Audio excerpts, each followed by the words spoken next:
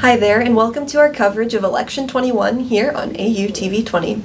Today I'm joined by Raina Britt, a junior who is in the Ashbrook program and the founder of Elevate on Ashland's campus. So Raina, what can you tell me about Elevate, the organization that you founded and now run?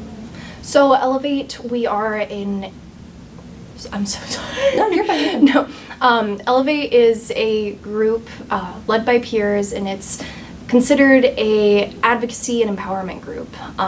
We cater mostly towards survivors and supporters of sexual violence and really want to help, foster a relationship and a space where people can come together with their peers who understand and want to help them with what they've gone through. Absolutely. What does it mean to you to be in a leadership position such as this? I think it's hard. It's definitely hard to be a woman in any leadership position, regardless of what it is, especially nowadays. The social stigma is starting to push towards more women being in leadership positions, such as like the campaign of Girl Boss and whatnot. But since America's founding, it's taken us this long to get a vice president into office who is a female, to be in such a high position of power in the land, and not comparing myself to vice president, but it definitely comes with some obstacles. People thinking that you're not strong enough as a man, you don't have the mental capacity like a man. Those little things here and there that really discourage you, but at the same time, it makes you feel more empowered to push through that horrible stigma, to prove to everybody and yourself that you can do it, no matter who you are, no matter your sex, anything. What sparked your decision to go into the political field? Mainly because it's something that I've always wanted to do. I am majoring in political science. I want to be a lawyer, and there have been way more women lawyers recently and way more women in politics, but at the same time, there's still that stigma of when you think of a lawyer, if you Google search a lawyer, it's a man in a suit, it's men in a courtroom, men as judges, and why not break that down? Why not empower yourselves and empower others? By me stepping into this field with law and with politics, and even through Elevate, and inspires other people to stand up for what they want.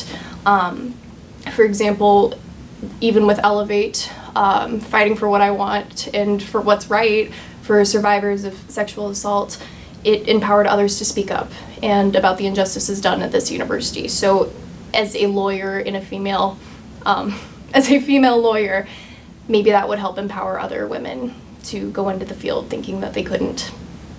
Yeah. How has being in the Ashbrook program inspired you to go into the political field? So with the Ashbrook program, it helps you to get a grip on what the founders wanted at the when this nation was conceived. It really makes you take a look at what principles brought those people together, the founding of the American mind, the same principles of justice that everybody really wanted to have, and what brought us to the country that we have today. And through learning about great statesmen like Washington, Jefferson, even Abraham Lincoln, and the qualities that they had, their leadership styles, and how they just empowered the people, that really helps if you take a look at yourself and what leadership styles that you have, if you can imitate those of the founders and take their advice and use that in modern day. Take the history to see where you were, to learn where you're going to be able to go. Yeah. What do you look forward to most about going into your field after graduation? I look forward to being, a spokesperson for the underrepresented.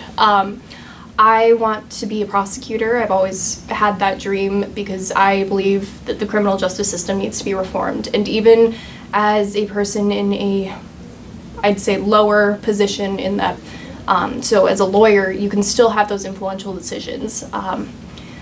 The Brock Turner case that happened, the lawyer for the prosecutors pushed for 6 years in prison when the judge wanted to give him 6 months, and he ended up doing that. But that led to public outrage, and looking at where society has gone since then, it's pushed for harsher sentences for those types of crimes. And so even by being a lawyer and arguing your case and arguing for sentencing, it can help to inspire precedent for others. Even with like lower level drug offenses, you could push for restorative justice, such as mediating with the families that have been hurt, or even helping those people seek help with drug abuse and drug addiction and whatnot, instead of just constantly putting them back into the cycle of prison and then going out and then going back to prison and whatnot. So by being a lawyer, that can help to further the justice system. Absolutely. What advice would you give to aspiring female leaders and female politicians who are in a role such as yours? Just go for it.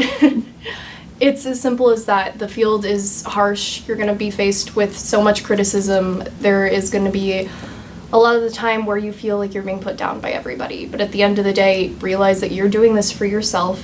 You're doing this for people in the future to possibly learn about you, and who knows, maybe you can inspire them. Maybe what you do can be an inspiration to others to further your own cause.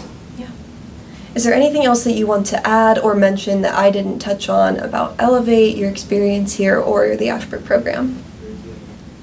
I feel like if you stand up for what you believe and you stand up for what's right, I know I've said this a lot, but it inspires others. By one person standing up for, say, sexual violence here on campus, it allowed for hundreds of people who are alumni who graduated even as far back as 2009 to come forward and say that the system needs to change. So if you have anything that you're passionate about, go for it, and who knows, because you might spark the next revolution. All right, thank you so much.